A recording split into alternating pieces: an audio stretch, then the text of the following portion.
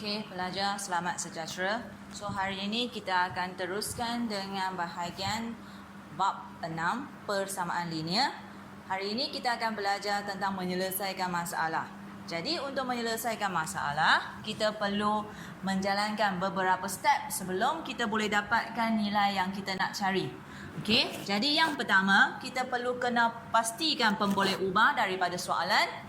Dan seterusnya kita akan wakilkan pemboleh ubah itu dengan satu huruf. Contohnya kalau saya sudah kena pastikan pemboleh ubah tersebut dan seterusnya kalau soalan tidak diberikan huruf, jadi saya akan menentukan mewakilkan pemboleh ubah itu dengan huruf yang saya pilih. Okey. Seterusnya saya akan membentukkan satu persamaan linear berdasarkan situasi yang diberi. Jadi untuk persamaan linear sudah pun pelajar faham, dia mesti terdiri daripada operasi tambah tolak dan dia mesti mempunyai simbol sama dengan, dan pemboleh ubah yang kita tulis itu hanya mempunyai satu sebagai kuasanya.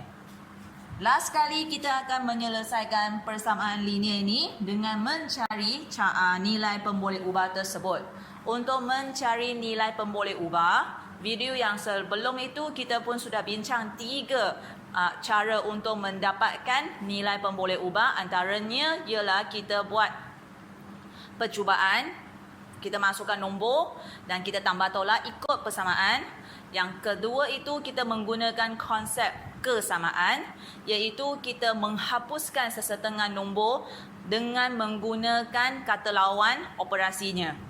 Yang ketiga ialah kita akan menggunakan cara kita kata daripada nilai pertama, nilai awal itu kita akan guna untuk mencari nilai akhir. Jadi sekarang patah balik, saya menggunakan nilai akhir untuk mencarikan nilai awal. Jadi antara 3 cara itu yang cikgu showkan, galakkan ialah pelajar menggunakan konsep kesamaan. Okey, so sekarang kita menggunakan contoh ini dan kita lihat apa yang kita boleh faham daripada contoh ini. Okey, sekarang lihat contoh. Seramai 35 orang murid menyertai satu aktiviti gotong royong untuk membersihkan halaman sekolah. So ayat pertama sudah sangat jelas diberitahu bahawa 35 orang ini adalah jumlah. Kalau jumlah, operasi yang digunakan adalah tambah. Okey?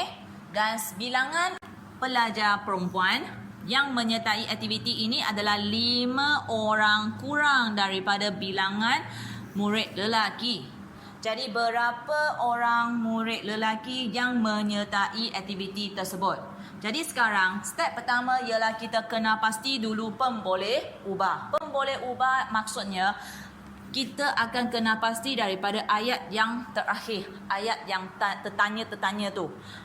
Dia nak kita cari apa? Soalan ini nak murid cari apa? Soalan ini nak kita cari bilangan orang murid lelaki.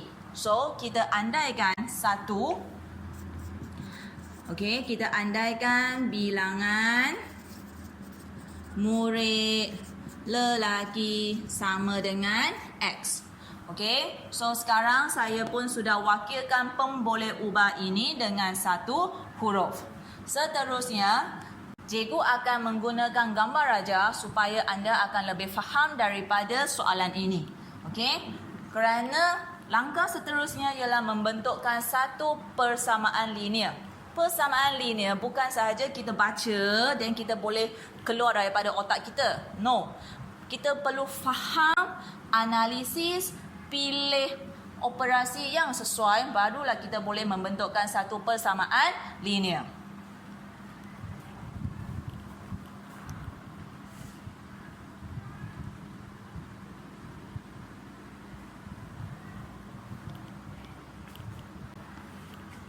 Okey pelajar, so sekarang kita lihat apa yang kita ada.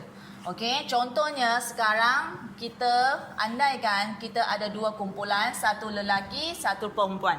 Kan? Okey, jumlah kita adalah 35.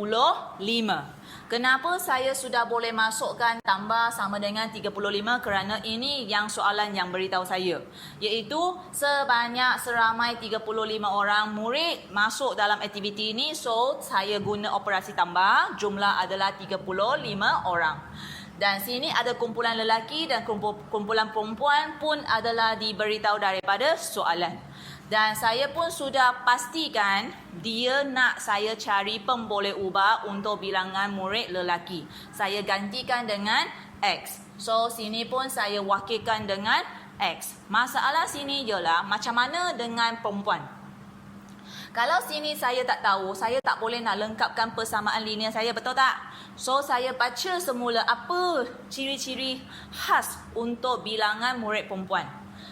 Bilangan murid perempuan yang menyertai aktiviti adalah 5 orang kurang daripada bilangan murid lelaki. So, dia adalah 5 orang lebih kurang.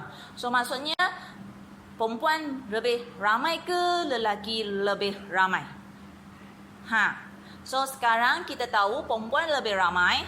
Dan kalau kita bandingkan dengan lelaki, dia 5 orang kurang. Jadi, saya ambil bilangan lelaki tolak dengan 5. Okey, sekarang saya sudah dapati bahawa ini sudah lengkaplah persamaan linear saya. So, saya perlu tulis semula dalam kita kata ayat matematik yang sesuai. Jadi, sekarang kita buat X tambah X tambah 5 sama dengan 35. Okey. 2X ini boleh dikumpulankan. So, saya pun kumpulankan seperti biasa. So, jadi 2X tambah 5 sama dengan 35. Ini adalah untuk step yang kedua dekat sana. Step yang ketiga ialah cari nilai. Jadi, saya pun gunalah cara yang sudah diajar video yang lepas. Saya guna cara konsep kesamaan. Okey. So, saya akan letak semua ini. Dan ini akan dimasukkan. Seterusnya 2X sama dengan tolak dapat 30.